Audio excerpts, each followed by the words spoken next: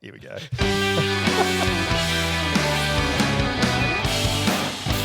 Gets worse on the second one. No, it does. Everyone's like, we're all good now, the boys.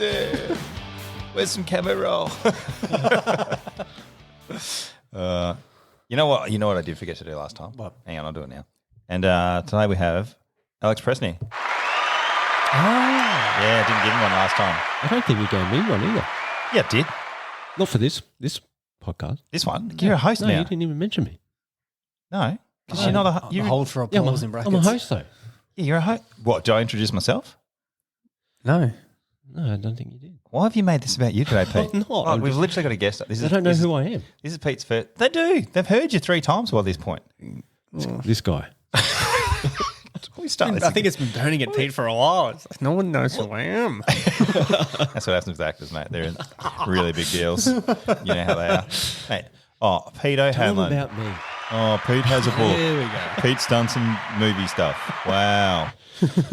Anyway, back to the guest, mate. Thank you. Alex Prestney. Thanks very much for coming in. Thank you for mate. having me. Sorry about him. No. He's only temporary. Don't worry about I it. said be sorry about you. Well, it's my ass, so all right. Anyway, so road trauma. Yeah. All the exciting stuff we were talking about. Right, so we know your why, but now it's sort of how do you go about organising running from Mildura to Melbourne, being that obviously you want to close the roads and make it all about you. This might be a restart. That's not my words. Pretty much exactly the opposite of what I said in the last episode.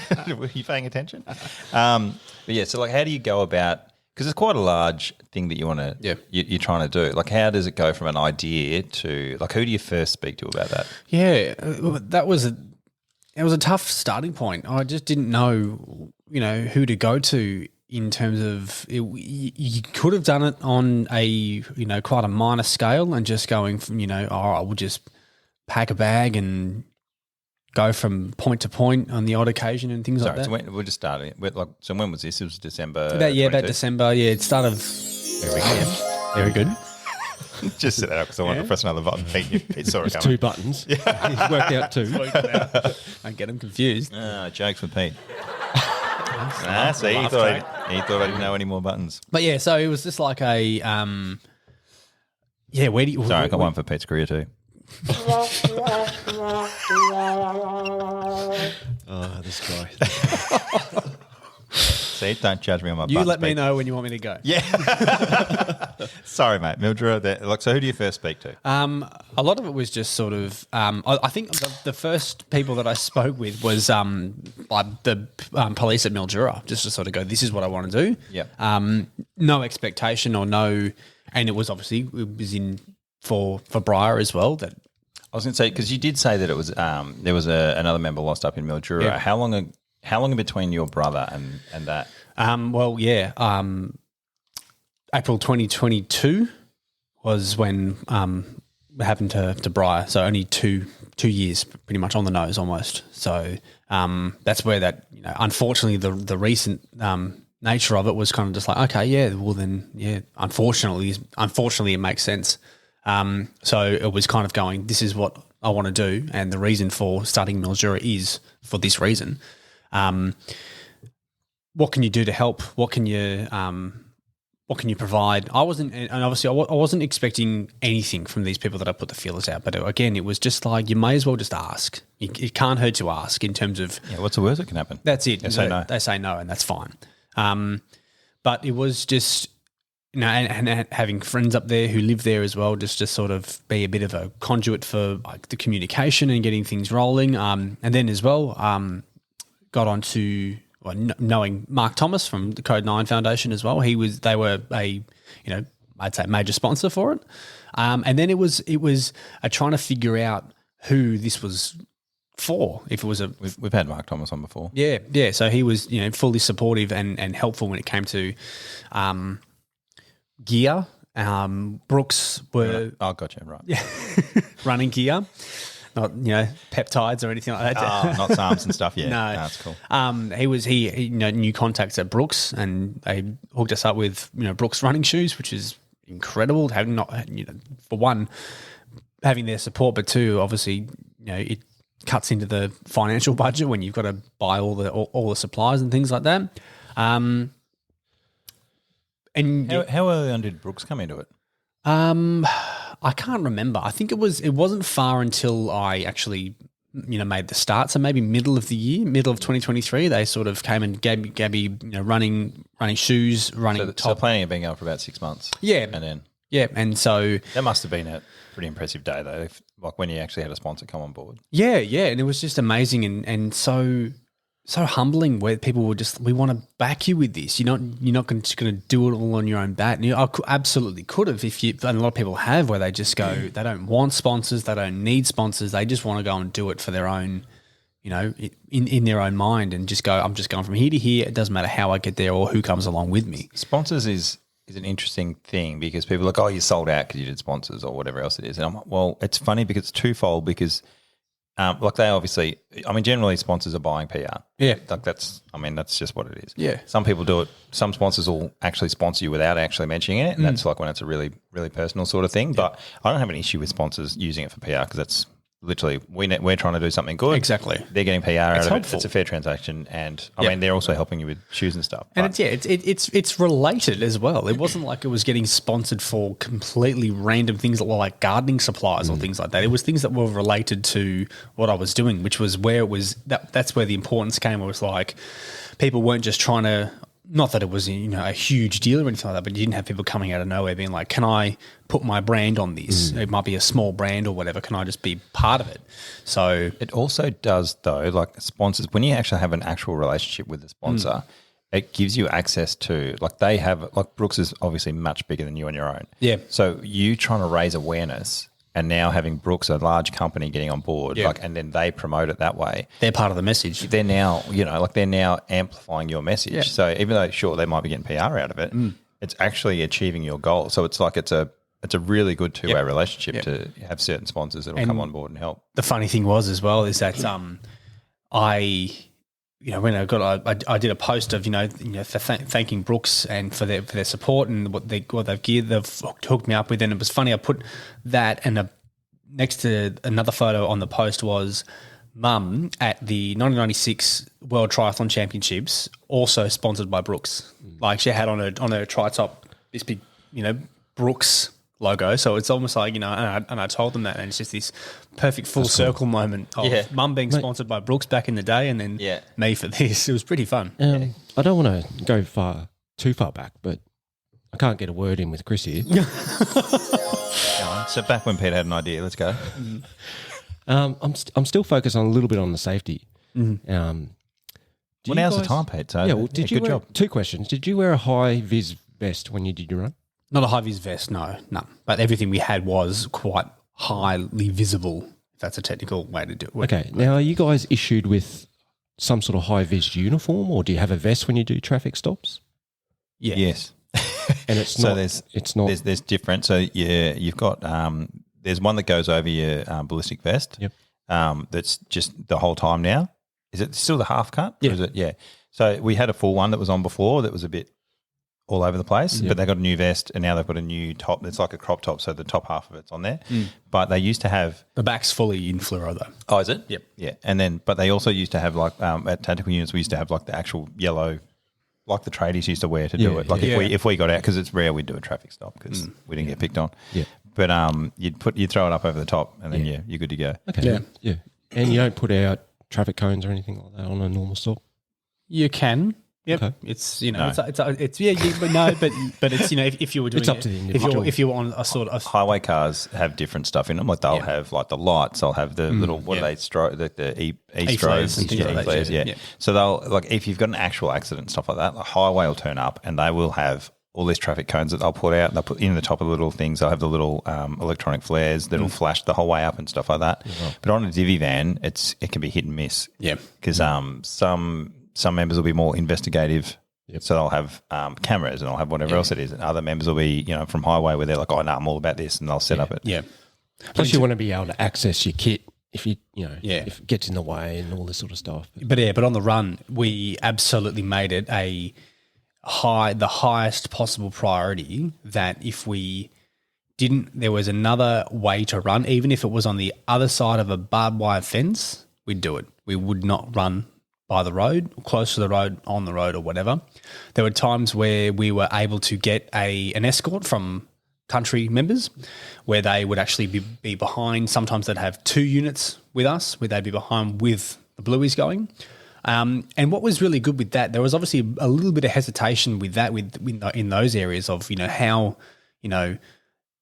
I guess the public would be, would receive that with people, running on the road and having an escort. But it was quite surprising how supportive and how on board people were from that area. There was a lot of people who knew what we were doing. There were a lot of people who, as we were running, they pulled over and were like, "Yeah, I heard you up in the, on the local newspaper there. Here's $50, like as donations and things like that." And you'll be able to eat steak tonight, boys. Put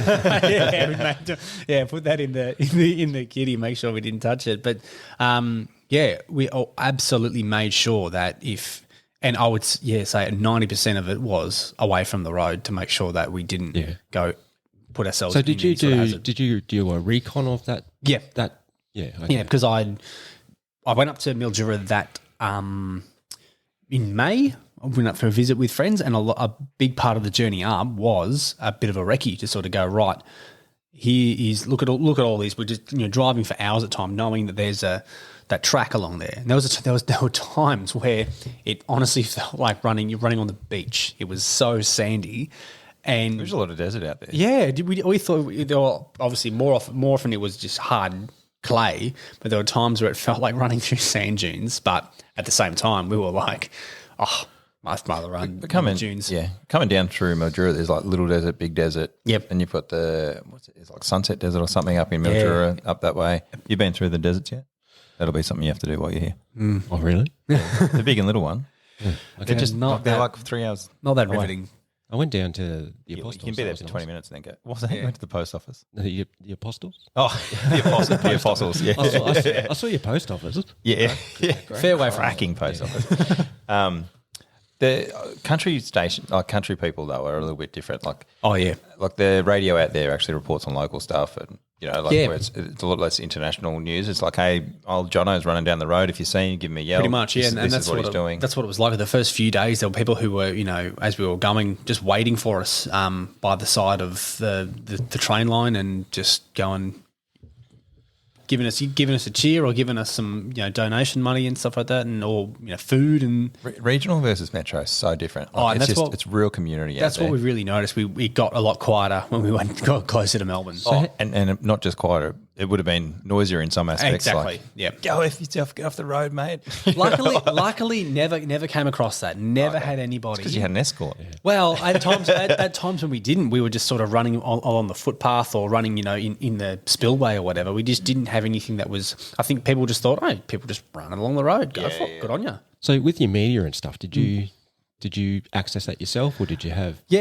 Contacted a few outlets. Like as well, what I did in that sort of recce trip up to in May was I had flyers and just went to the local bakery, the ice cream shop, pubs up there, all sorts of just different places, saying, "Hey, this is what I'm doing. Can you hang it in the window?" And because I had a QR code on there as well, it was just a bit of a hang it in the shop. And what the bakery did there is that I had a mate who ran a barbecue. And they donated, loaves of bread and things like that. So it was the real community feel of it. It wasn't like it was huge and we got, absolutely everything we wanted for it. It was just something that was just going to, and it just got word of mouth. Did Big Pole support? Yeah. Mildura were incredible when it came to the actual significance of it, because of how. The difference of that versus what happened with us being so isolated, Mildura being so isolated, and the incident that they went through, it really rocked them, and they really appreciated that they were thought of in this way, and just made fantastic friends through it from people who I, had met briefly, never met. Just knowing that Mildura community, that police Mildura community as well, is just so tight knit and gave this big way to go for doing this for us. You would have done more for inter-office relationships at Vicpol than a lot of the times Vicpol has. Like to show that there's an affiliation between a country station that's I mean it's on the border, and almost two borders, and Metro Melbourne. Yeah, it's like so far away. It's like we're doing the same job and we have the same risks. That's it. And I just wanted to bring myself to this, and just not just sort of be like, I'm doing this for you. I'm doing this with you, and come along if you want, because we're going to have a lot of fun doing this. Even though it is blended with tragedy, we're just going to try and unite in this way. I thought you were going to say even though it's cardio. I was like, no one has fun with that. I don't think there weren't many people up that area, up that way, who were sort of saying, how far are you going the first day? It's 35 Ks, and they're going, oh, well, you enjoy that. So, yeah. I mean, like, is there a bus that takes you back? I'm not interested in doing both ways. That's right, yeah. So, yeah. Go on, Pete. Keep going, mate. What? This is your show. No, I was going to ask, and I forgot her name. I'm so sorry. Was her family, what was it? Briar. Was her family a part of that as well? Mildura? Yeah. Not her partner, Kyle, who's a fireman up at Mildura. He was, we got together with that, and he was, it's just being part of that same shitty club. And being emergency services as well, it just sort of, it just brought people together. You don't have to be best buds with these people just because of what happened. But at the same time, you just lend that hand. That it's not like I'm doing this for you, so look how good I am. You just go, I just wanted to, and you make that connection there. Yeah, right. Mm. So you're staring at me. I'm finished with my question. Yeah, my question's done. That's all I've got. You may speak again now. So you've gone. I'm carrying this podcast. Right. So you've got. So you decided in December. Code 9 came on how soon after that? Pretty much straight away, because I told Mark would have made it all about him within days, and then. So was it Mark that got you Brooks, or did you reach out to Brooks? Yeah, Mark had contacts with people, and then they reached out to me, and then it was the finding out who I could be, basically, if we wanted to do a fundraiser, who was this going to? And that's where I was sort of going, do we want to factor in this, or do you want to factor in that? But I found and unfortunately we didn't know about them earlier, the Amber community, who are a non-for-profit organisation for victims of and education for road safety and road trauma. Okay, yeah. Which was just the perfect, sort of moment where I was like, oh, this is what we want to do here. The whole part of this isn't for just raising awareness for road trauma, but also education, and that's what they did. And a small community like the Amber community was just so welcoming and so thrilled that we wanted to bring them on with this, because that's where I felt, and I believe that that's where a lot of the awareness needed to go to, that there was this support service for people, because people, and as well with us, unfortunately had no idea who they were. That's the first I've heard of them. Exactly, yeah. So we kind of go, these are the people who need to be, put in the stars when it comes to how do we improve and help road users. They are the people where it comes to counselling and education, and not just, they had the real human element to what difficulties people might be having with road trauma, whether it's just something like, I went driving one day and I got cut off by somebody. I had a bit of road rage and I'm scared to go back on the road. They help with that sort of thing, or they help with just being a sounding board for people who have gone through trauma, no matter how long it's been. They're just brilliant humans to be part of that organisation. And who are they again? Amber Community. They're an office based in Mitcham in Victoria. And Are they Australia-wide? Victoria. Just Victoria? But I would dare say that they'd be able to stretch Australia-wide as well. And how are they funded? Are they just Non-for-profit. donations? So therefore, I say non-for-profit, but they'd be getting, I guess, assistance through the government and through TAC. I think, don't quote me on that, where they get it from. But the CEO, Bernadette, she is fantastic with how she runs the joint, and other people who we've just got in contact and come along the journey with, people who just really that came through so clearly, didn't it? Yeah, but sometimes the audio, the after marketing takes it out, and then we all just laugh at something that no one else hears. Yeah, it gets weird. Well, for all those out there, you can wonder what that was.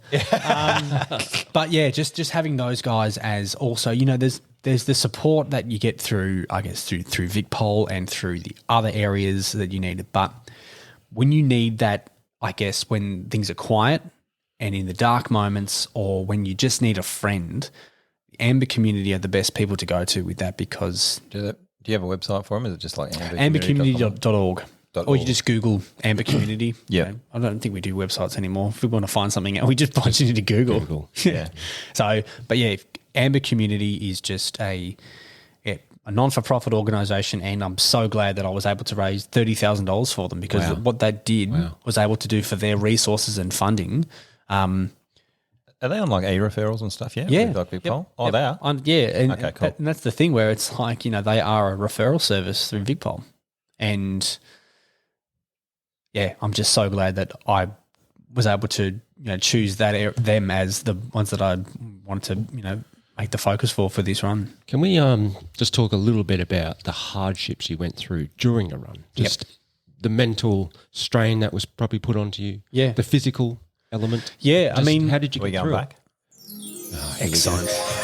Him and his That helps. That helps my memory though. When I've sort of 100%. Like if I think back on when I'm doing certain legs and things like that, or the times of day. I remember there was one time where I was running with Mum. Mum was doing part of it too, and it was windy. It was raining. It was just. There were so many times where you just go, I just want this to end.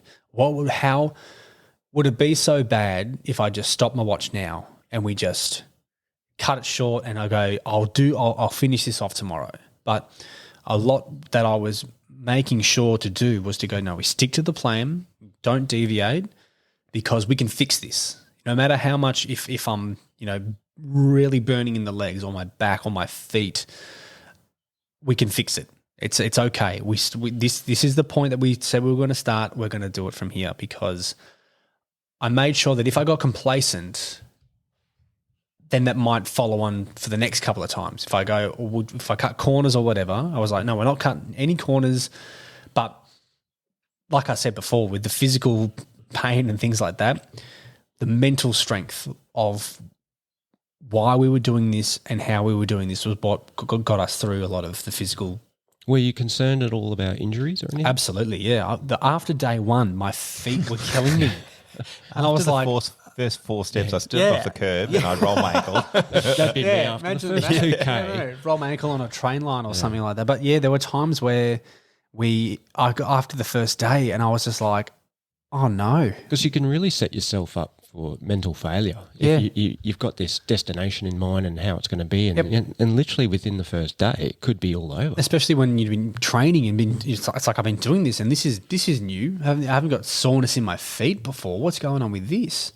But after that, it was really weird. Then day 2 came. I came sort of like to the start line with that soreness in my feet, and once I started running, it just stopped. And I was like, oh, thank God for that. And then the next thing popped up though, where it was my quad. I think it was my quads that were the biggest issue, because it was long, slow, and that real just chugging away. And even just being out in the sun all day, can. Yeah, and luckily it wasn't a hot time of year, but it was warm at the beginning. Mildura is never cold. Though. No, that's right. Yeah, but then it got cold once we got to Bendigo. I don't mention Bendigo a bit, but once we got to Bendigo, it got freezing. It absolutely got so cold.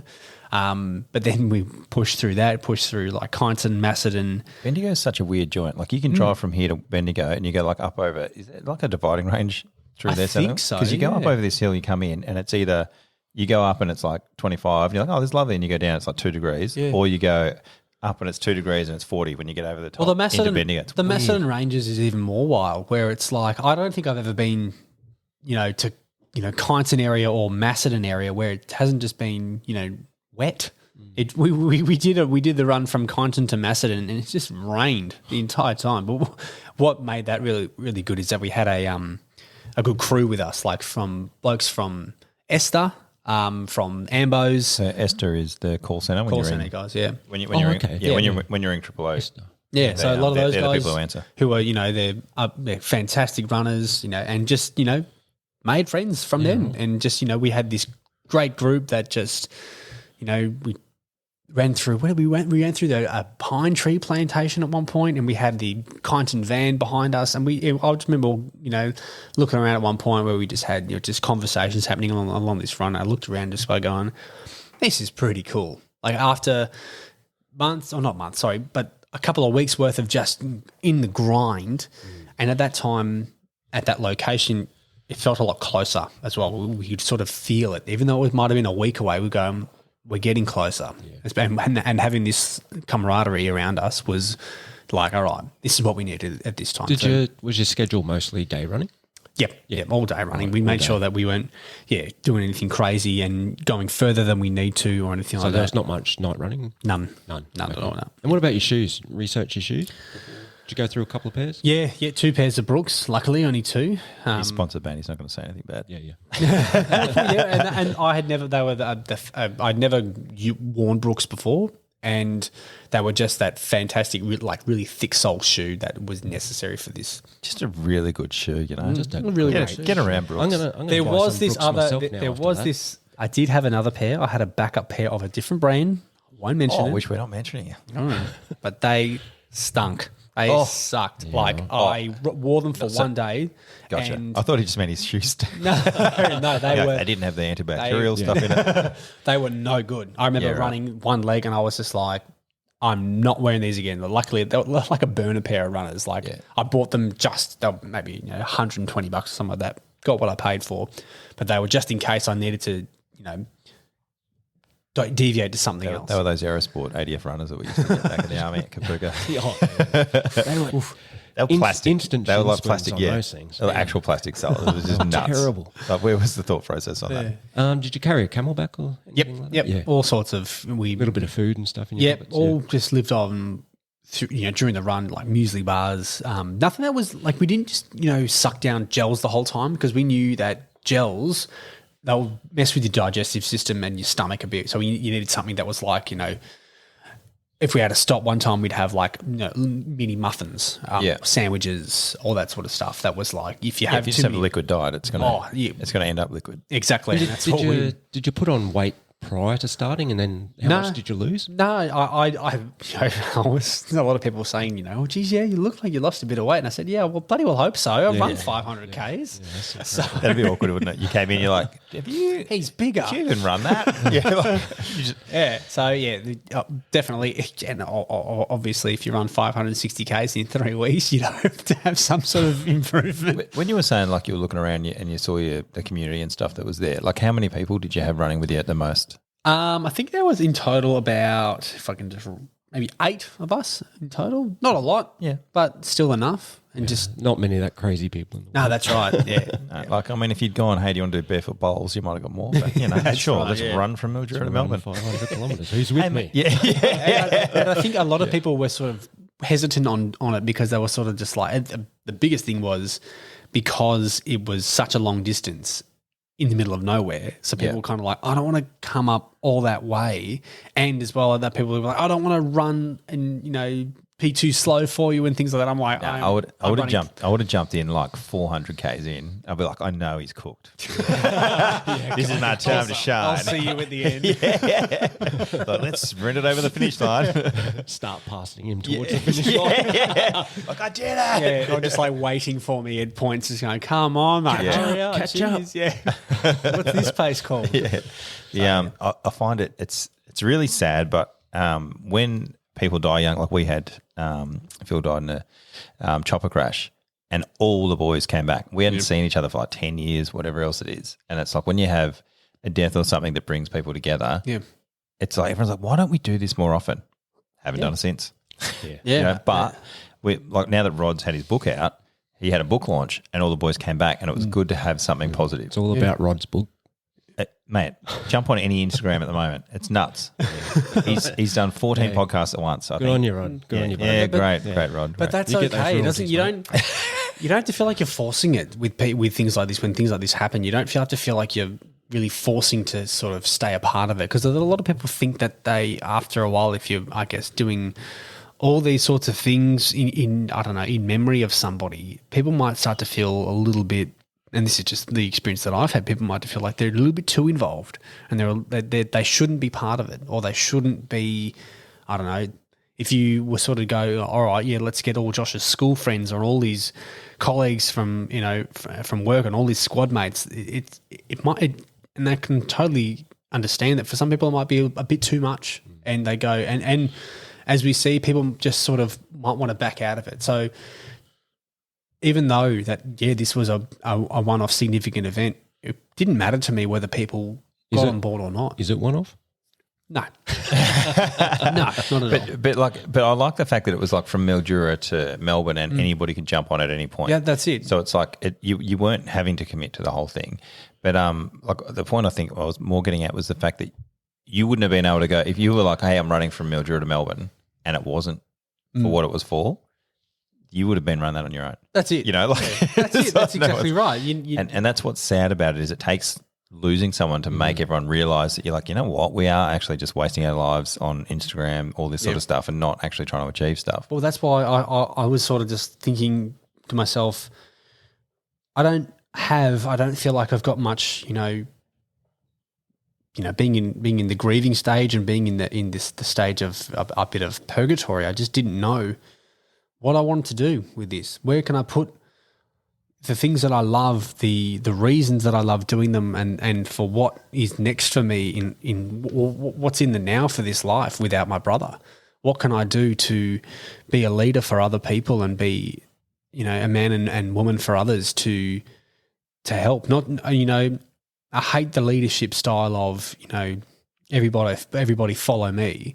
It's come in and everybody follows each other with this. You don't just make it, this is what I do, and look how I can do it, and what a good leader am I.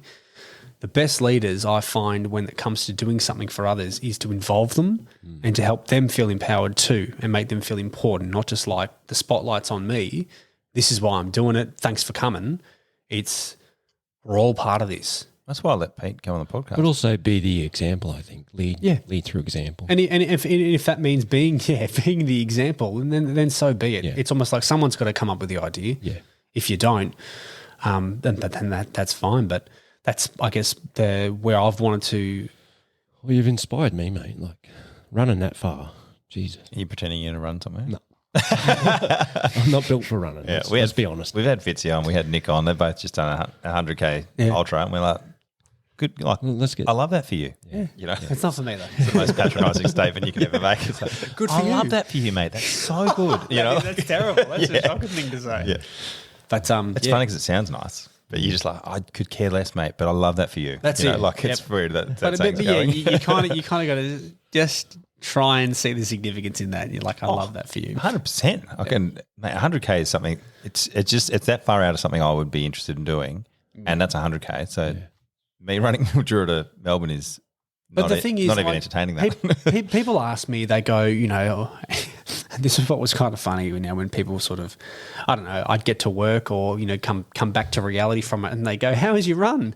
And I'd go, great. Yeah.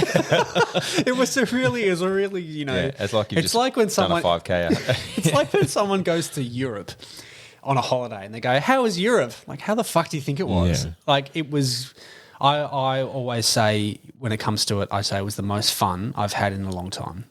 Weirdly enough, we didn't do much. We ran, but with the things like the meat raffle at the Sea Lake Hotel, brilliant hotel by the way. I might give them a plug. There's the Royal at Sea Lake. If you're passing through, they hooked us up with accommodation and because in Sea Lake as well, there was an incident where a police member who was off duty was killed while riding his bike. So they were touched by it too. To have them be brought in and his family be a part of it too, and just having those little pockets and those gems along the way were what was so significant, and they were just this massive push to get to the next part. How far between Mildura and Melbourne is it? Sea Lake is about an hour from Mildura. Okay, so it's fairly north, and having other members from one manor stations at Oyen. How tiny a town is it? Like Robina or smaller, I think. Okay. A main drag, if you can call it that. It's just it's literally the freeway. Well, yeah, it's part of the highway. A service road off the highway. Yeah. Oh, yeah, nice. But that's the people are part of it. I had when I did a run into Sea Lake, I had family members, kids running the last 5K with me, and they just got on board. And then when it got quiet in some parts, if you were say in the middle section where it was just like I'm just running from here to here, you go, yep, cool, done and dusted. But those parts there, they stay in your memory. And other members, a couple of members from the academy, a sergeant and a senior sergeant, who were just great blokes to just run with and made the time go so quickly. And you just talk shop, you just talk about nothing, you just have fun along the way, and you just talk and you forget that you're running at that point. So those are the things that I will remember the fondest of it all. Just those little pockets that you had along the way. Did you come away with any injuries or anything? No, you're all good. Strangely, nothing long term. Nothing that was I got after when I finished. I got tired a lot more quick. Got tired more quickly than usual, and just sort of didn't sort of have this real, I guess, dump, and I just carried on. Really. Yeah. So you adapted after that. I mean, it must be such a big experience to achieve and complete. And so there wasn't a dump afterwards? I know with this film that I'm doing, like as soon as I'm off it, it's going to be this down period for me. Yeah, possibly. A lot of it was to do with adrenaline and, I guess the feeling that your body goes through once it's been hammered over and over and over again. But luckily, I think I credit that to a lot of the recovery and the training beforehand to be able to withstand that sort of. Did you lose the idea of the purpose once it was complete, or you feel like there's now a bigger purpose in you? No, it was one of those things where I didn't want to put pressure on myself to be like, we've got to do more. We've got to keep doing this. We're doing this every year now. Yeah, you've got to really just keep this up. It was just something that was like it was within my limits at the time, and I found that if I kept going with all of this stuff and I kept on, I don't know, doing fundraisers or just really sort of threw it out, it will lose meaning if you keep doing it. If you sort of go, all right, next one we're doing this, it might be a bit of like okay, fine, that's cool, but it'd get quieter, and that would be fine if that's what you wanted to do. But I just maintained that I knew my limits with this sort of stuff and what I actually had to get on with, which was life as well. When you finished, who was there, and was it like a sense of closure, or was it a sense of like, oh, that's over now? A lot of it was a bit of a lot of emotion, and there was a big part of me that was like, I don't want this to stop. It was just so, it just felt so cool. And we finished at the police memorial on St Kilda Road, and the last leg was super cool. Like we had, we started in Keilor East and just ran. This was the first time where it was like a real suburban run. We were stopping for traffic lights and things like that. And it was like, oh my God, geez, I haven't experienced this in a while. And we, if I can remember exactly where we went from then to the, like along the Maribyrnong River, down Flemington, and then we met up in North Melbourne, we met up with a senior sergeant wanted to be the escort to the finish. And that blew me away. I thought that I'm not going to be able to get much from in town. I might have to do this myself. That's fine. But the most surreal experience was having an escort of the bike patrol and highway patrol down Spencer Street. just running in the middle of the road down Spencer Street and having all the public just going, what is this clown doing? Like, I actually heard people, calling out to them going, what are you doing? Sort of thing. And then, we turned. I can't talk at the moment. I'm so close. Yeah. Here's a QR code on my flyer. Give me some money. And then we turned left onto South Bank and then, went up got to St Kilda Road outside the Arts Centre. And that was just like oh my God, there's like 100 metres to go of this thing. Wow. So, yeah, and they've just people. What was your thought process in that last 100, 200? Were you happy to get it over with, or were you sad? A bit of, I won't lie when there was a bit of relief to get it over and done with because, it was a big call to make in the first place that you were going to do it. Tough getting through it, but at the same time it felt so good that after a lot of, being kicked to the curb mentally after what happened, I was able to tell myself that you are strong and you can do this. You can, no matter what people think of you, no matter what this means for you, no matter what's happened to you, this doesn't just take the physical strength. That it took so much mental strength to, one, commit to doing it, and two, actually doing it. And that was able to say to myself and what people were saying is that I was able to tell myself that you are strong and nothing can get in your way. You didn't think maybe Wilson's prom might just carry it on? Like this has been going, it's been going well so far. Yeah, I had to stick to the script, but it was just the feeling that I had of the accomplishment after being so low. And not that it's like now we're on a high. It was just climbing back on board and not, feeling like I'm hanging from the helicopter trying to climb on. I know on my podcast yesterday I was talking about running away from a lot of things. Yeah. Did it have anything to do with it, like running away from those thoughts? No, because this was like it was what we could do. We translated our love for running and endurance, and we put our strength to try and translate that into more strength for the purpose of why we were doing it. This wasn't a sort of like a distraction or something to do because it's hurting. We were wanting to do this because we go, well, it's something we can do. I wasn't going to kayak across to New Zealand because I can't kayak. I wasn't going to do that. Well, that's right. Do something hard next time. Do something difficult. Like you run, so whatever. Next time do it backwards. But it was just like, no, we are putting what we're good at into something that we can do well. So that night, was there like a big shindig? Did you all get together or did you just go to bed by 6? Yeah, well, we just pretty much were able to. At the memorial, there was, not a massive contingent of people, just the nearest and dearest that were, along the way for the journey. Just sat up, had some beers there and had a bit of, food and things like that. And then, I remember the weather just rolled in. It was a beautiful day. And then this big storm just rolled in. Well, all right. So, and the plan was to. You get all spiritual and you're just like, that's the bro, just taking the piss. 100%. Oh, did you? Yeah, we did because we, to go and going back as well, we'd always see as, the weather or like a thunderstorm or whatever, that's him making his noise. Being a musician as well, that's him making his noise. And we sort of would always go, when that happened, we were like, oh, yeah, thanks, mate. You have to make this about yourself again. Yeah. But yeah, then I remember, we just went back home to mum and dad's, ordered pizzas, and then I think, I was in bed by like 8:30 because I was just absolutely knackered. And then the next day when you woke up and you were like, I don't have to run anymore. Yeah. That's done.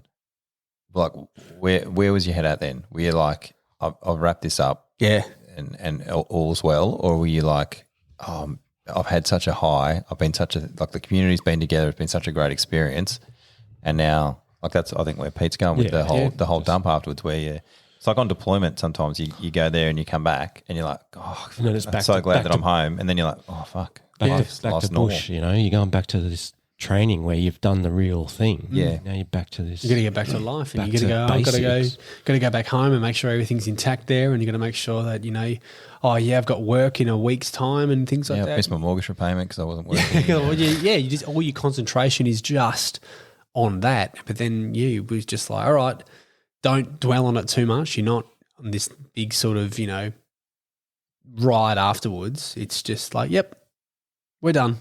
Cool. That was So was it more closure, and you were happy with it, or was it? yeah. Did you? Yeah. Oh yeah, I would say just definitely happy with it all. With happy how it all panned out, and it was within our limits, and we didn't sacrifice much, which was really good. We didn't feel like we had to really burn into each other. Could you have kept going? That's my question.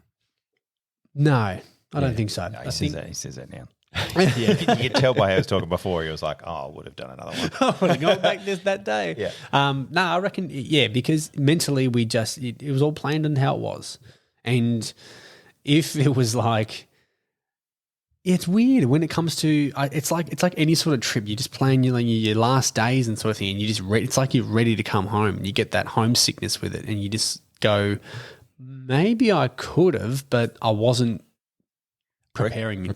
I reckon your mindset too, because you're up and about because it's your last day. That's it. So now you've got all that energy again. You're like, I actually feel really good today. Yep. You're like, well, that's because you're finishing. That's you finishing. If you're like, hey, actually, one more, like the army, where they used to just ruin your life all the time. You're like, all right, guys, put in real good here. You're like, now just one more. And you're like, oh, that's me because done. you go, okay, finally, I'm at the end, done, and then they go, nope, one more. You go, wait a second, turns you inside out. So I think overall, from start to finish, it was just the perfect block for me.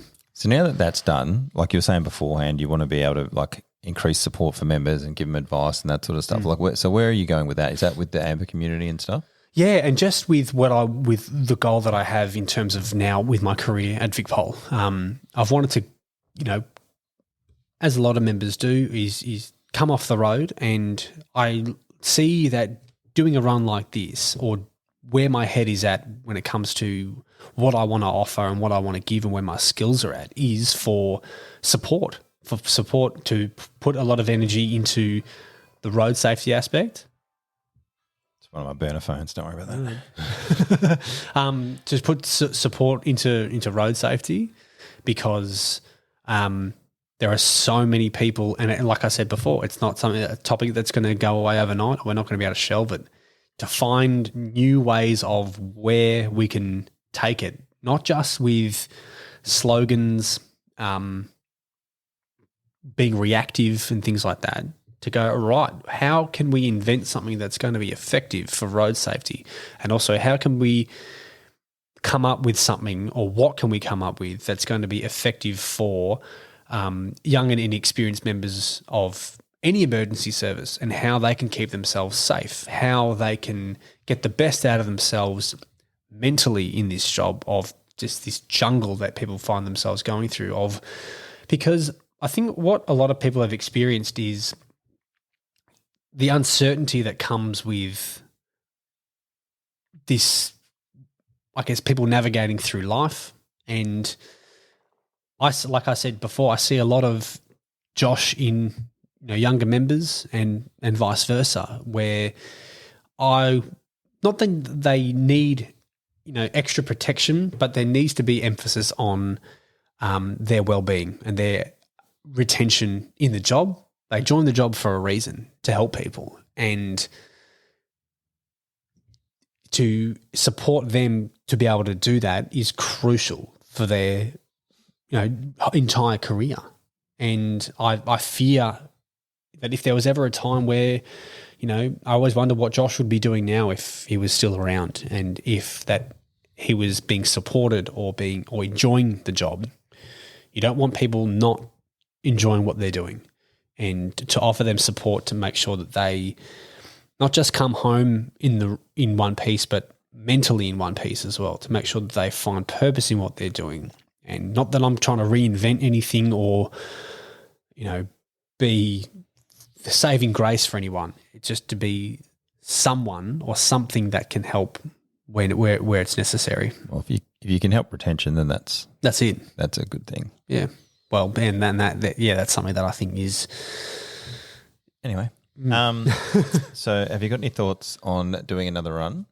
I have. Yep, other events as well in terms of, running. I sort of go, well, do we just do the same thing? Do we do something else that is along the lines of what's, we're passionate about as a family, what Josh was passionate about, whether that be, I don't know, locations. And yeah, obviously it being a huge commitment as well. You can't just sort of do it. I don't want to half do it or underdo it. You want to make sure that when you're doing it, you're committing to it for the right reasons and that people also can get something out of it, not just for myself. What ideas have you been throwing around? I can't give too much away. I can't say anything without giving too much away. Right. But I will say that there will be things that relate to Josh's passions. Donkey Kong. No. You've narrowed it down, Pete. We're down one. Air guitar. We'll cross that off the list. Yeah. We're doing an air guitar competition. Nintendo DS marathon. 24 hours playing straight up. Yeah. So, like, are we talking like another run though? Are we talking like an adventure race, or are we talking? Yeah, possibly. Oh, it's good. Obviously, there are other things that life gets in the way, and you just got to make sure. Very mysterious, isn't it? What button was that? What one was that? That was blue. Yeah, okay. Not the teal or the green. Just I thought you've memorised them all. I'd forget what colour they all are. Oh, there's a sad moment. I'd put the can laughter. Sure you would have there's some awkward on them. I actually have that though in the box. You can do it, but I'm just my preparation's not amazing.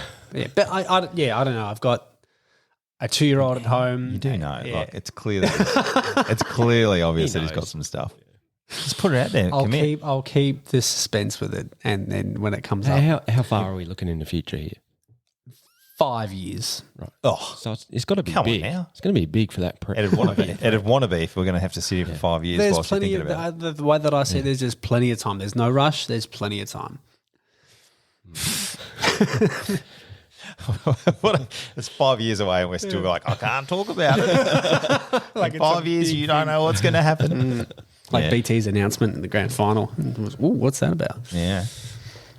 Another thing you do is music. Mm-hmm. Now, you've got a song out. I'm assuming you've probably got more than one, but there was one that you've got on your Insta. Mm-hmm. What's that about? The latest one. So how many have I got? 1, 2, 3, 3 that have been, 4. Sorry, 4. Yeah, 4 that have been. They're out on Spotify that I've done.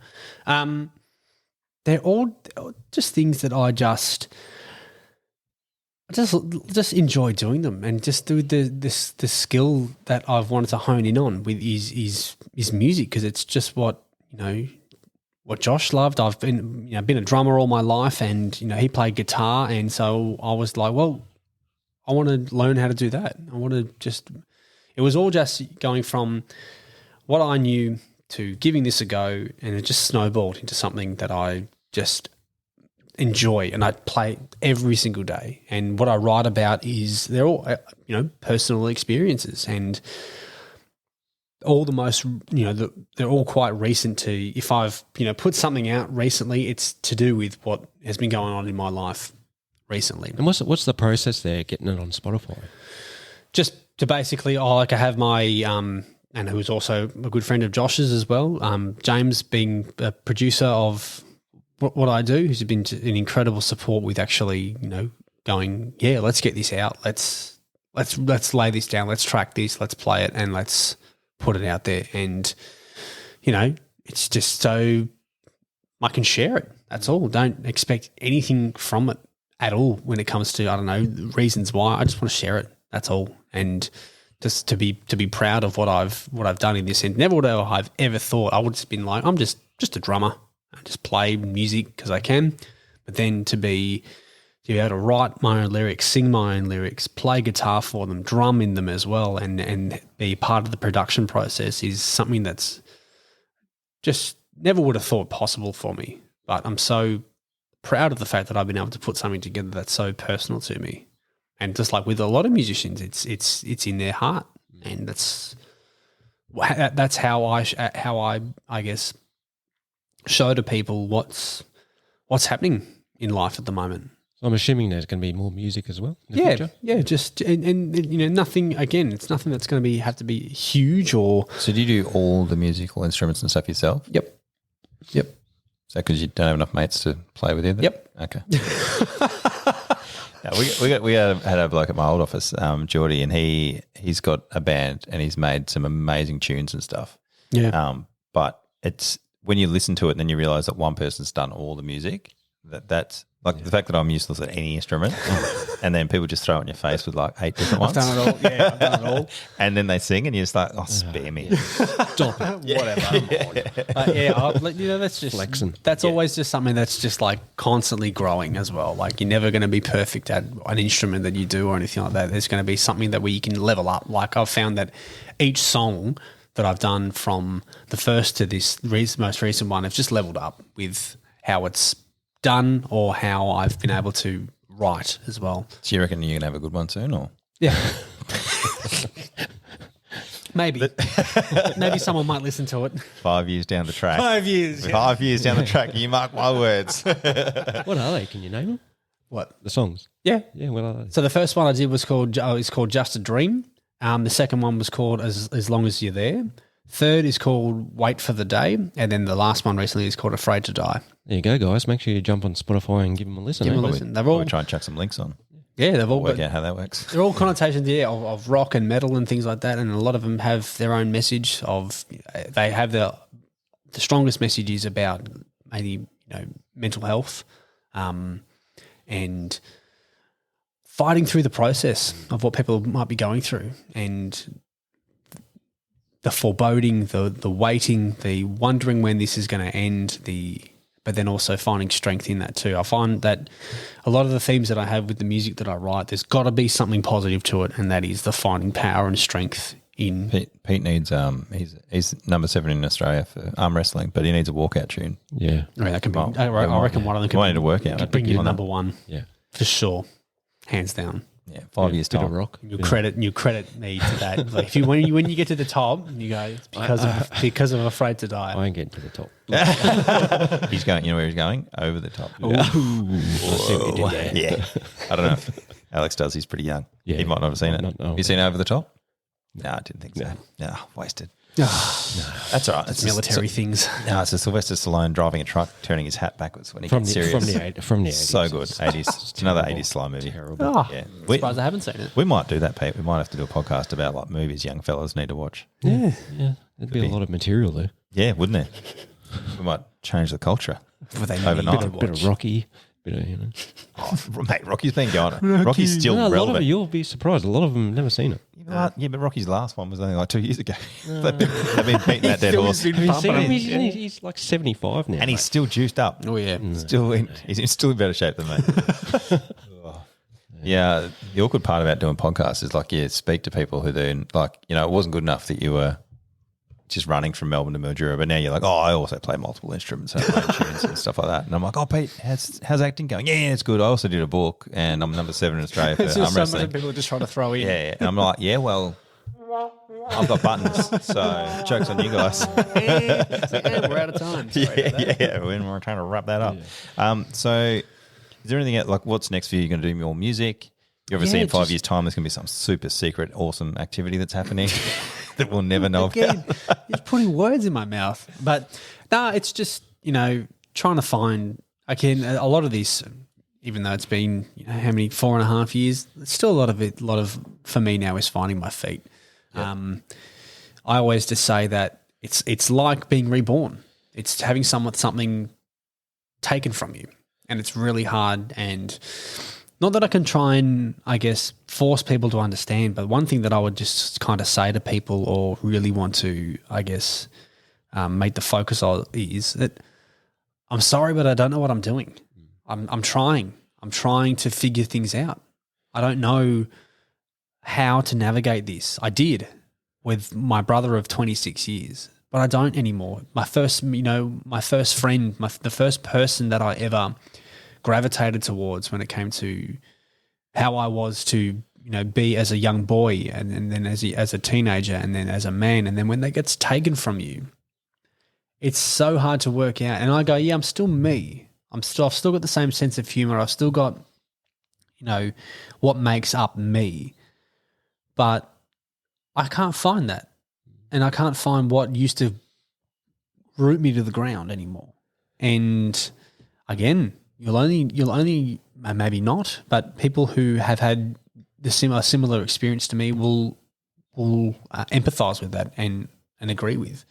Can you talk a little bit about your partner and the support they gave to you, your family, through this? Yeah, just incredible. And I couldn't be more grateful for Rachel, my wife, and my mum and dad, and what it has, always been a tight-knit group, but what it has done in terms of strengthening us. Of course, there's times where we didn't agree, we didn't see eye to eye, we didn't know, and we were all going through different stages. There'll be times where one of us would be down and we'd be up. It'd just be this seesawing effect of how things were treating us. But at the end of the day, we all knew that we just needed each other. And it was like, you're not going anywhere. You can't go anywhere because you're the one for me to keep me upright. And it's the same with my wife and how I stand on and land on my 2 feet. And same with mum and dad. If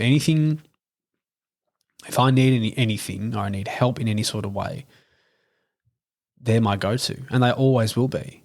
And that's, that cliche of you come out stronger in times of tragedy and adversity. But for some people, unfortunately, it breaks people apart.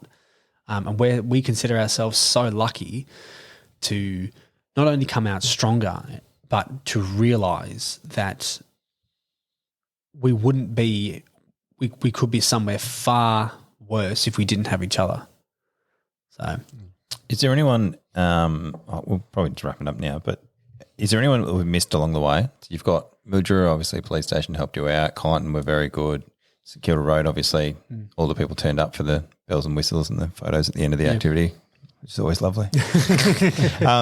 But then, you've got Brooks helped you out throughout the way. Have they stayed in contact with you afterwards? Oh, no, not as much, but that's fine. Well, the event's over, so it makes sense. That's right. I right. just wonder if you developed any relationships there. Like sometimes sponsors, they get personally involved and that sort of stuff. But. Well, the thing is, it's like, I wouldn't just sort of go when it comes to the people who, I don't know, were sponsors and things like that, but it's the fact that I've remained close and tried to remain close with the people along the way. I remember, Pete from Oyen, Mick from Charlton, all those sort of guys. Sea Lake. Yeah, the Sea Lake Hotel. If I was to go down the map and go, I remember all these guys here, and and what they were just so good for me for, and I keep in contact with even the people that I've never met and people who followed along. I appreciate them more than they think. And it wasn't just sort of to develop a following or develop it was knowing that I'm not alone with this. And those people who still hang around and still send a blue love heart when I need it and things like that, I know that they're the ones who are the most important to me. And I want to keep them as close as possible because the way that I feel it is that how I didn't realise how much I needed the people like that.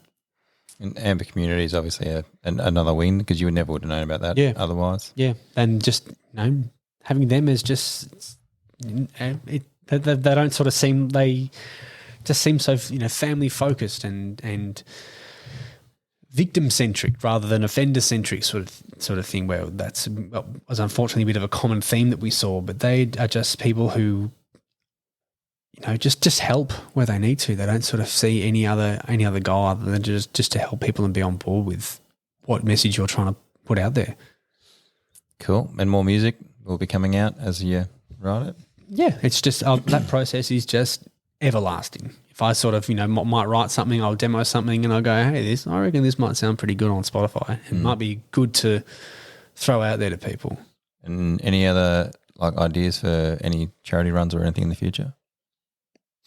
You're not going to. You're not getting anything. Not getting anything. Not your podcast, not for Joe Rogan. You won't take Joe. Joe listens to this, so he'll be offended by that. Oh, well. Yeah, he's one of the 7 people. The other one's Theo Von. Himo. Oh, okay. All right, we'll get. So you hook me up. Yeah, I'll ring Theo. You know what's funny? Like 2 steps removed. Okay. Anyway, we'll talk about that off air. Radio. Thanks very much, gang. Oh, Pete, you got a thing to say? I know this is about you. Pete, thanks. Thank you so much for being here, Pete. It's been the difference. Definitely been the difference. Thanks, mate. All right, thanks, bye.